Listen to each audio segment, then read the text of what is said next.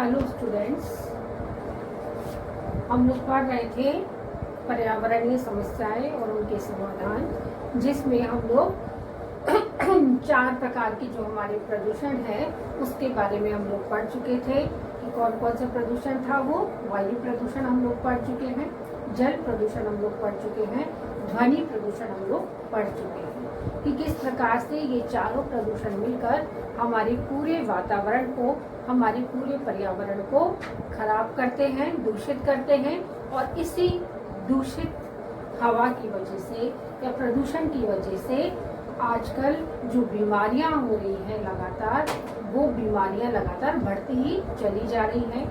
और कुछ बीमारियां तो ऐसी हो गई जो पहले 50-60 की उम्र के बाद हुआ करती थी, वो अब छोटे छोटे बच्चों में भी उन बीमारियों को देखा जा सकता है। तो ये प्रदूषण ही वो बहुत बड़ा कारण है जो हमारी पूरी प्रकृति को नुकसान पहुंचा रहा है। तो उसी क्रम में चौथा जो उसका प्रदूषण का प्रकार है वो है भूमि प्रदूषण। कि किस प्रकार से भूमि प्रदूषण हमारी जो मिट्टी है, उसको, भूमि है जिस पर हम रह रहे हैं, उसको नुकसान पहुंचा रहा है। तो क्या होता है भूमि प्रदूषण, पहले हम इसको समझेंगे। तो भूमि प्रदूषण का अर्थ ये होता है कि जिस धरती पे हम लोग रह रहे हैं, जिस भूमि पर कृषि कार्य होता है, वो सभी में अब उसकी भूमि की जो गुणवत्ता है लगातार उसमें कमी आ रही है। हम सबको ज्ञात है कि भूमि के अंदर इतने ज़्यादा प्राकृतिक संसाधन मौजूद होते हैं जो हमारे जीवन के लिए बहुत ही आवश्यक होते हैं। तो इन प्राकृतिक संसाधनों की जो हमारे जीवन के लिए अति आवश्यक होने के कारण हमारी कमी जो होती है वो उसी से पूर्ण होती है कि यदि हमारी भूमि की गुणवत्ता बनी रही, भूमि की उर्वरकता बनी रही, तो ये कमी जो है हमारे शरीर में जो उनकी छोटी छोटी मात्रा की आवश्यकता होती है वो कमी नहीं रहेगी। लेकिन भूमि में इतनी उसकी मिट्टी की गुणवत्ता में कमी आती जा रही है और इतने अधिक अपशिष्ट पदार्थों का प्रयोग अब किया जा रहा है जिससे भूमि का उपजाऊपन है वो लगातार कम होता जा रहा है। और प्राकृतिक संसाधनों में भी कहीं कहीं अशुद्धता की जो अशुद्धता उसमें मिल रही है, तो उस अशुद्धता की वजह से ही ये हमारी भूमि का जो प्रदूषण है वो बहुत अधिक बढ़ रहा है। तो भूमि प्रदूषण के होने की वजह से कि जो हमारी खेती की जो जमीन है लगातार उसकी भी कमी हो रही है। हम लोग लगातार देख रहे हैं कि कृषि योग्य भूमि में बड़े बड़े प्रोजेक्ट आ जाते हैं या बड़े बड़े फ्लैट्स बनाए जा रहे हैं या कहीं पे फैक्ट्रियां बनाई जा रही हैं।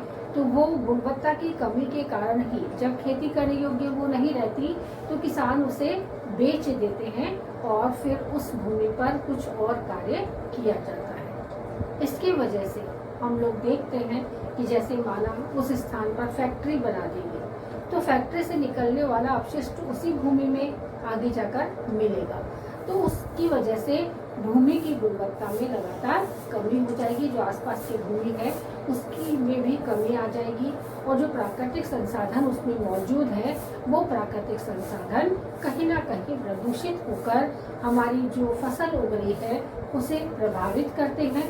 फसल का जो गुणवत्ता होती है, जो क्वालिटी होती है, वो भी निरंतर खराब होती जाती है। और उसकी गुणवत्ता को बनाए रखने के लिए क्या करते हैं, कृषि को अधिक गुणवत्ता देने के लिए पेस्टिसाइड्स यूज़ किया जाता है या किसी न प्रकार के रासायनिक उर्वरक उस पर यूज किए जाते हैं जिससे कृषि कार्य में कहीं व्यवधान उत्पन्न ना हो। तो ये कहीं ना कहीं सब्जियां तो अच्छी हो जाती हैं या उनकी ग्रोथ भी हो जाती है, लेकिन अंदर से ये उसकी कमी को बरकरार रखती है। तो भूमि प्रदूषण भी एक बहुत बड़ा प्रदूषण है जिसकी वजह से इतने सारे रोग जैसे पैचिश, हैजा, नेत्र रोग, तपेदिक रोग और त्वचा संबंधी रोग इसी भूमि की गुणवत्ता की कमी आने से बढ़ रही है। तो हमें पढ़ना होगा कि क्या है भूमि प्रदूषण और क्या है उसको रोकने के उपाय। प्रकृति एवं मानवीय क्रियाओं से मिट्टी की गुणवत्ता में लगातार कमी आने से भूमि प्रदूषण बढ़ जाता है। तो भूमि प्रदूषण इसी को कहा जाता है कि मिट्टी की उर्वरकता में कमी आने से, उसमें अपशिष्ट पदार्थों के मिल जाने से कई प्रकार के परिवर्तन होते हैं, जिससे भूमि में रहने वाले जीव जंतु व पृथ्वी पर रहने वाले जीव जंतु दोनों पर ही बुरा प्रभाव पड़ता है। प्रदूषित जल, रासायनिक खाद्यान्न, औद्योगिक अपशिष्ट पदार्थों और महानगरों का अधिक भाग में कूड़ा करकट जब भूमि पर गिराया जाता है, तो ये ही सब चीजें भूमि प्रदूषण के लिए एक बहुत बड़े जिम्मेदार कारक माने जाते हैं।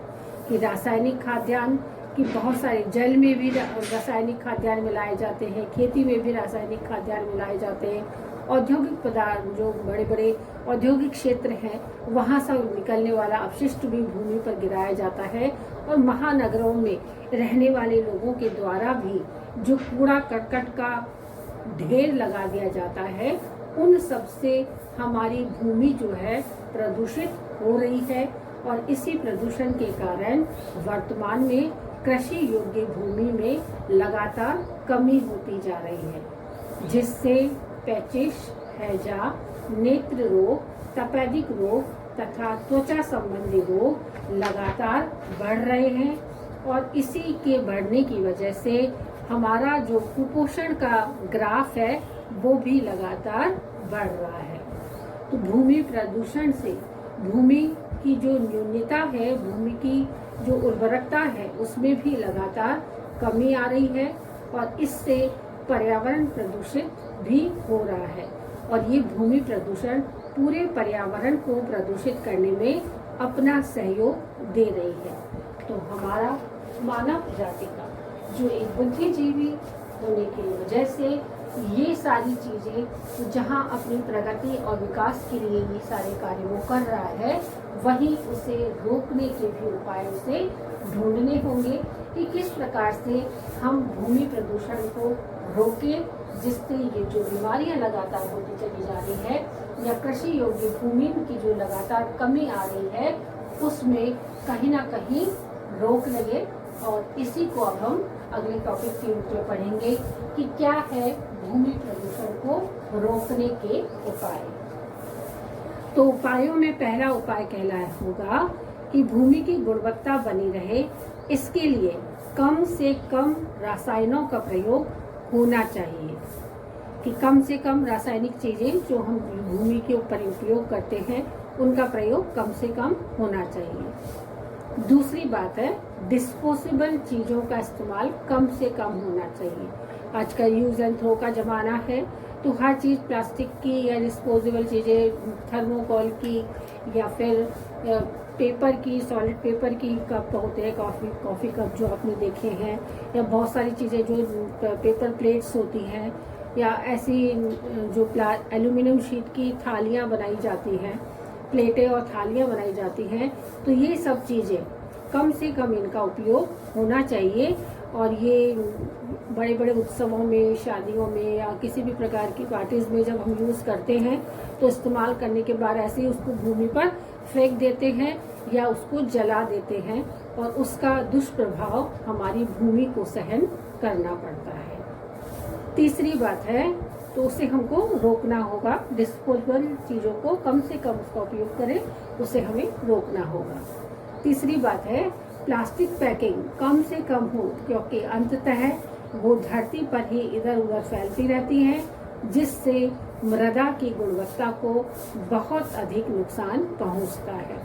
प्लास्टिक पैकेजिंग आजकल बहुत ही अधिक हो रही है, और इसकी अधिकता के कारण हर जगह कहीं ना कहीं, चाहे छोटी से छोटी चीज़ हो, उसकी पैकिंग इतनी अच्छी होती है कि हम उसको देख के आकर्षित हो जाते हैं और तुरंत उसको खरीद लेते हैं।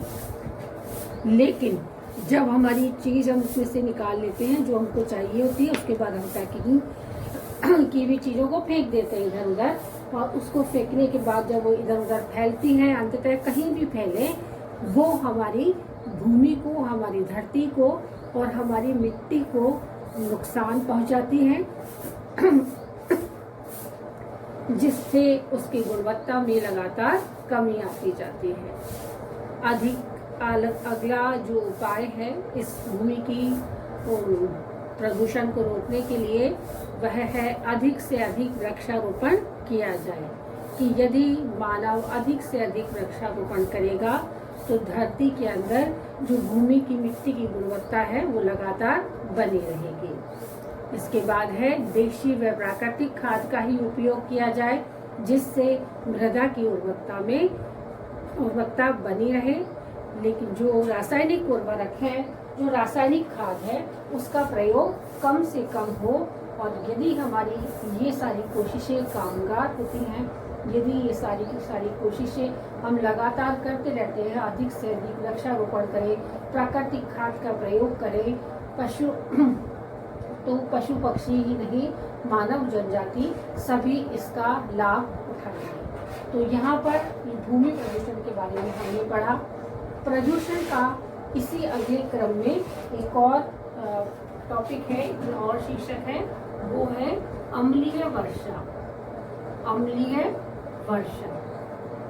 तो हमने देखा कि प्रदूषण के कारण कई बार अम्लीय वर्षा भी होने लगती है। तो अम्लीय वर्षा क्या होती है, इसे अब हम जानेंगे। तो हमने देखा है कि विभिन्न उद्योगों से व विविध उत्पादक क्रियाओं से निकलने वाली कार्बन डाइऑक्साइड, सोडियम ऑक्साइड जैसी गैसें जब वायुमंडल में घुल मिल जाती है, जिससे वे जल वाष्प में सम्मिलित हो जाती हैं।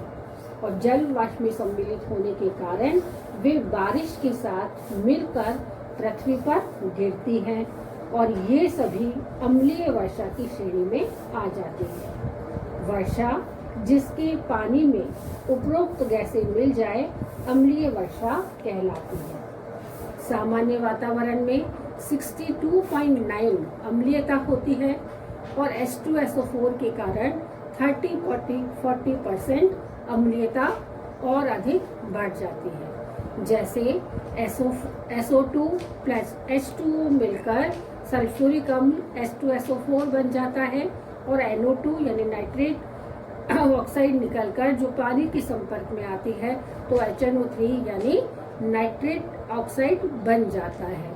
इसी की वजह से अम्लीय वर्षा से संबंधित जल का जो pH मान होता है वो 5 से 2.4 के बीच आ जाता है, जबकि pH का मान सदैव तटस्थ होना चाहिए। इससे कम अम्लीयता और इससे अधिक मान क्षारीयता का प्रतीक होती है। तो अम्लीय वर्षा में हाइड्रोजन आयनों का उच्च स्तर हो जाता है, जो मनुष्य जीवन के लिए हानिकारक होता है। तो मनुष्य जीवन की इन हानियों को रोकने के लिए इस अम्लीय वर्षा को हमें रोकना होगा। तो अम्लीय वर्षा क्या होती है कि हमें ज्ञात है कि जितनी भी बड़े बड़े औद्योगिक संस्थान होते हैं, उनमें जब भी कोई कार्य होता है तो उससे एक बड़ी मात्रा में क्या निकलती है, कार्बन डाइऑक्साइड और अन्य कई प्रकार के अपशिष्ट निकलते हैं। तो जब कार्बन डाइऑक्साइड और नाइट्रिक ऑक्साइड निकलती है और वो वायुमंडल में मिल जाती है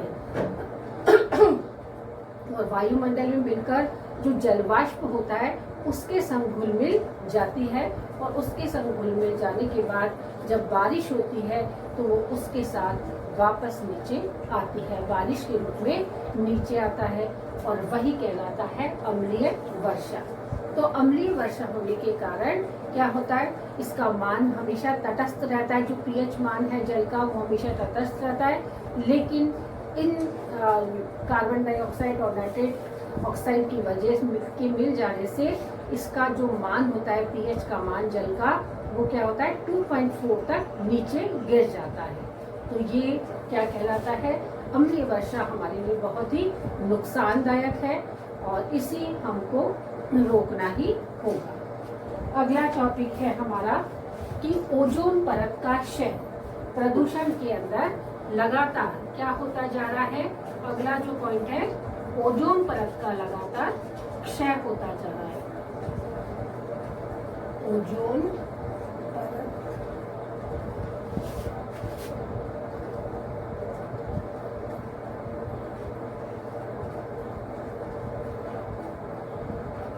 ओजोन परत का नाम आप लोगों ने सुना होगा कि हमारे चारों तरफ 30-40 किलोमीटर 30 से 80 किलोमीटर के दायरे के अंदर ऊपर की तरफ क्या होता है, ओजोन परत होती है।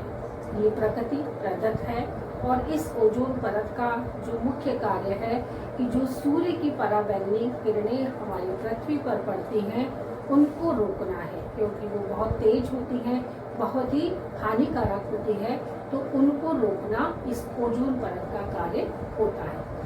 लेकिन प्रदूषण के कारण लगातार इस ओजोन परत का क्षय होता जा रहा है और क्षय होने के कारण इसकी मोटाई जो है वो कम होती जा रही है और इसी कमी के कारण बहुत सारी त्वचा रोग, बहुत सारी अन्य बीमारियां भी फैलती चली जा रही हैं। तो ओजोन परत का क्षय किस प्रकार से होता है इसको अब हम पढ़ेंगे कि समुद्र तल से 30 से 80 किलोमीटर ऊंचाई के वायुमंडलीय भाग को ओजोन मंडल कहते हैं और इस मंडल में ओजोन गैस पाई जाती है जो वस्तुतः एक रक्षा कवच के रूप में कार्य करती है। उच्च ऊर्जा युक्त पराबैंगनी किरणों को ये पृथ्वी पर आने से रोकती है। 1970 के दशक के बाद से पृथ्वी के समताप मंडल में ओजोन की कुल मात्रा के प्रति दशक लगभग 4.4% की धीरे धीरे कमी आ रही है और इसी समान पृथ्वी के ध्रुवीय क्षेत्रों के ऊपर भी समताप मंडल की जो ओजोन परत है उसमें भी कमी आ रही है। इसी घटना को ओजोन छिद्र के रूप में भी जाना जाता है कि ओजोन परत की जो कमी आ रही है, जो मोटाई उसकी कम हो रही है, वो उसी को ओजोन छिद्र के रूप में जाना जाता है।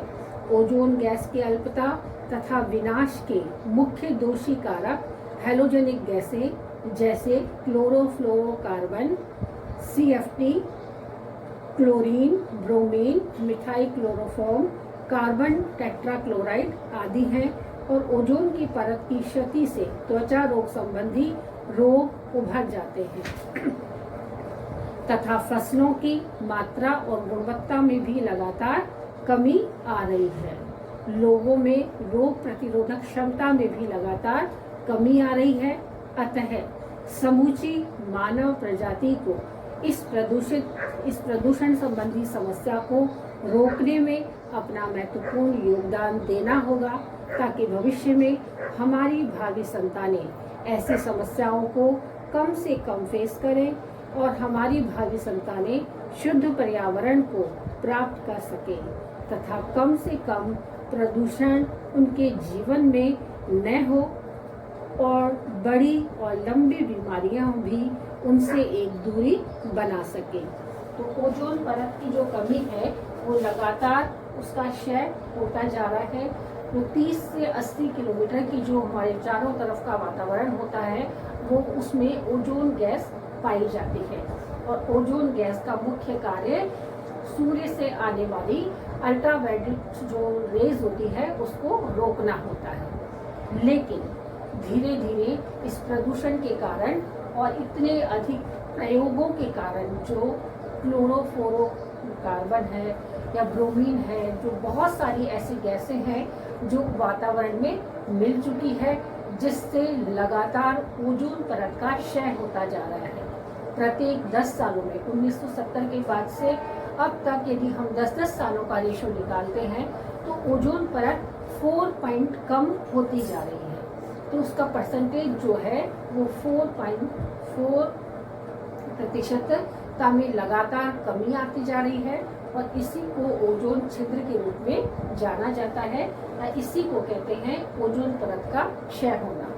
तो ओजोन परत के क्षय होने से लगातार बीमारियां, त्वचा संबंधी रोग जो हैं वो लगातार बढ़ते चले जा रहे हैं और इसी को रोकने में मानव प्रजाति को अपना योगदान देना ही होगा कि यदि मानव प्रजाति अपने इस योगदान को दे सके और कहीं ना कहीं प्रदूषण को रोकने में अपना कोई सहायता जो वो कर सकता है वो करे, तो वो अपनी भावी संतानों के लिए एक बहुत बड़ा उपहार होगा कि आने वाली संतानें इस प्रदूषण को कम से कम झेलें और इस प्रदूषण को बढ़ने से रोकने के लिए हमारे जो पर्यावरण है, हम अपने भावी संतानों को एक सुखद भविष्य और सुखद पर्यावरण देकर हम इस धरती से विदा लेंगे।